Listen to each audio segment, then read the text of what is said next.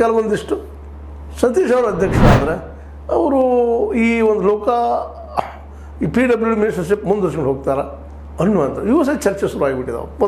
ಒಂದಕ್ಕೊಂದು ಕಾಲ ಕೈ ಜೋಡಿಸ್ತಾ ಇದ್ದಾರೆ. ಯಾರಿಗೆ ಹಿಂಗೆ ಮಲಿಸ್ಬೇಕು ಹಂಗೆ ಹೇಳಿಕೊಡೋಕೆ ಶುರು ಮಾಡಿಬಿಟ್ಟಿದ್ದಾರೆ. ಇದರಿಂದಾಗಿ ನಿಜವಾಗಿಯೂ ಇದು ಕಾಂಗ್ರೆಸ್ಸಿಗೆ ಲಾಭನೋ ಹಾನಿನೋ ಅಂತ.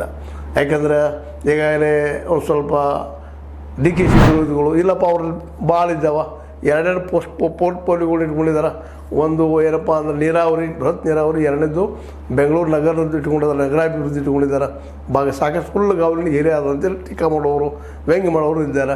ಅದೇ ಕಾಲಕ್ಕೆ ಇನ್ನಷ್ಟು ಜನ ಇಲ್ಲ ಎರಡು ಪಾರ್ಟಿ ಆಗಿದ್ದಾವೆ, ಕೆಲವೊಂದಿಷ್ಟು ಜನ ಅವ್ರು ಬೆನ್ನು ಹತ್ತಿದ್ದಾರೆ, 20-30 ಜನ MLA ಹೊಡ್ಕೊಂಡು ಅವ್ರು ಅಡ್ಡಾಡ್ತಿದ್ದಾರೆ, ಅವ್ರು ಆಗ್ಬೋದು ಅಂತ ಹೇಳ್ತಾ ಇದ್ದಾರೆ. ಒಟ್ಟಾರೆಗೆ ಇದೆಲ್ಲ ಪಿಕ್ಚರ್ ನೋಡಿದಾಗ ಈ ಸಂದರ್ಭದಲ್ಲೇ ಈ ಚರ್ಚೆ ಅವಶ್ಯಕತೆ ಅನ್ನುವಂಥದ್ದನ್ನು ಯಾಕೆ ಈಗ ಮತ್ತೆ ಹುಟ್ಟು ಹಾಕಿದ್ರು, ಇದನ್ನು ಯಾರು ಹುಟ್ಟು ಹಾಕಿದ್ರು?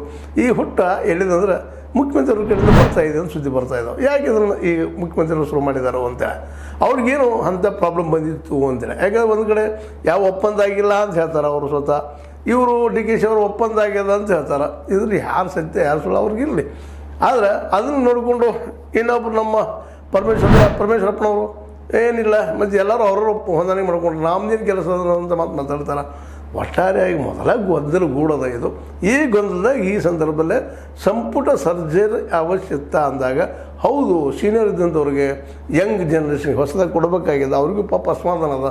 ಅದಕ್ಕಾಗಿ 2.5 ವರ್ಷ ನೆಲೆಗಟ್ಟಿನಲ್ಲೇ ಅವ್ರು ಚೇಂಜ್ ಮಾಡ್ತಾಯಿದ್ದೀವಿ ಅಂತೇಳಿ ಹೈಕಮಾಂಡ್ ಉತ್ತರ ಬರಲಿಕ್ಕೆ ಅಂತ ಕೆಲವೊಬ್ರು ಹೇಳ್ತಾ ಇದ್ದಾರೆ.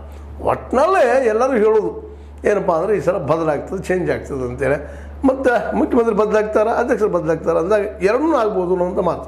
ಯಾಕಂದ್ರೆ ಅಧ್ಯಕ್ಷರು ಹೋಯ್ತಪ್ಪ ಅಂತಂದ್ರೆ ನಮ್ಮ ಇವರು DKಶಿ ಅವರು ಮುಖ್ಯಮಂತ್ರಿ ಸ್ಥಾನದಲ್ಲಿ ಈಗಾಗಲೇ ಟ್ರಾವೆಲ್ ಆಗಿದ್ದಾರೆ, ಅದನ್ನ ಬದಲಿ ಮಾಡ್ತಾರ ಅಂತೇಳಿ.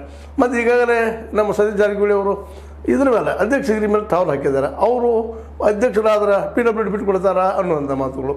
ಮತ್ತು ಅದೇ ಕಾಲಕ್ಕೆ ನಮ್ಮ ಲಕ್ಷ್ಮೀಬಾಯಿ ಹೆಬ್ಬಾಳ್ಕರ್ ಅವರು ಅವ್ರನ್ನ ಬಿಟ್ಟರೆ ಅಲ್ಲಿ ಯಾರು ಅನ್ನುವಂಥ ಪ್ರಶ್ನೆ.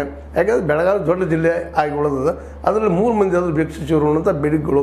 ಈಗಾಗಲೇ ನಮ್ಮ ಲಕ್ಷ್ಮಣ ಸವದಿ ಅವರು ಸಹಿತ ತಮ್ಮದೇ ಅಂತ ಟ್ರಾವೆಲ್ ಹಾಕ್ಕೊಂಡು ಮತ್ತು ನಮ್ಮ ಮಂತ್ರಿ ಮಾಡ್ದನ್ನೋದಕ್ಕಾಗಿ ಬಂದು ನಾನು ಕೇಳಿಲ್ಲ ಅಂತ ಹೇಳ್ತಾ ಇರ್ತಾರೆ ಅವರು.